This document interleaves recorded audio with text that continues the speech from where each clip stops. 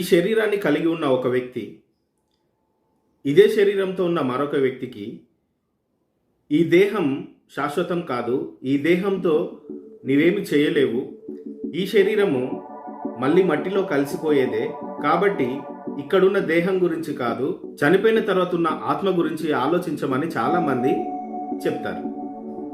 My dear friends, ఈ జన్మ తీసుకోవడానికి నీ ఒక చిన్న కణంగా ఉన్నప్పుడే మిలియన్స్ ఆఫ్ స్పెర్మ్స్తో పోటీ పడి గెలిచావు. కొన్ని వేల కోట్ల ఆత్మలు ఈ జన్మ తీసుకోవడానికి ఎదురు చూస్తున్న తరుణంలో నీవే ఈ జన్మ తీసుకున్నావంటే ఖచ్చితంగా నీవేదో పెద్ద లక్ష్యంతో ఈ జన్మ తీసుకున్నావు. అయితే ఎప్పుడైతే తల్లి గర్భం నుండి మనం బయటికి వస్తామో మన చుట్టుపక్కల ఉన్న పరిస్థితులు, మన చుట్టుపక్కల ఉన్న మన పర్సన్స్, మన చుట్టుపక్కల ఉండే మన స్నేహితులు, బంధువులు, మిత్రులు, మత గురువులు, వీరందరూ కూడా నీ లక్ష్యాన్ని మర్చిపోయే విధంగానే మీకు బోధిస్తారు. ఈ శరీరం శాశ్వతం కానప్పుడు ఈ శరీరాన్ని దేవుడు నీకు ఎందుకు ఇచ్చాడు అంటే, ఈ శరీరంతో నీవు చేయాల్సిన పనులు ఎన్నో ఉన్నాయి.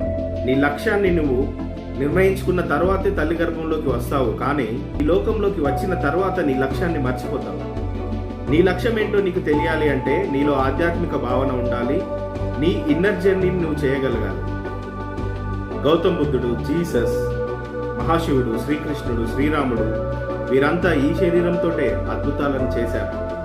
ఈ శరీరంతోటే ఇప్పటికీ మనము వారిని పూజించేలాగా ఈ జీవితాన్ని జీవించి వెళ్ళారు.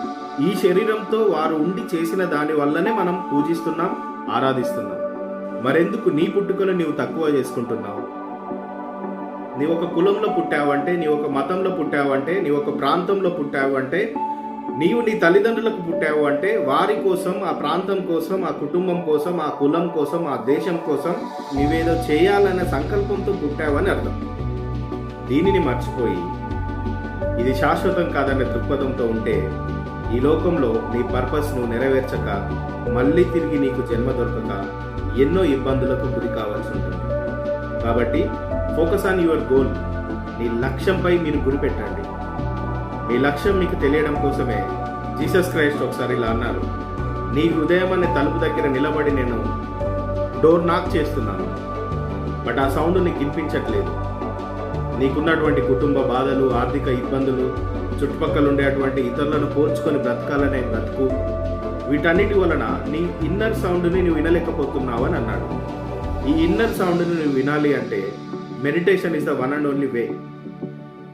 మరి ఈ మెడిటేషన్ని ఎంతమంది ప్రారంభించారు? ఈ మెడిటేషన్ గైడ్ కోసం అరుణ్ గిక్స్ తెలుగు ఛానల్ని సబ్స్క్రైబ్ చేయండి.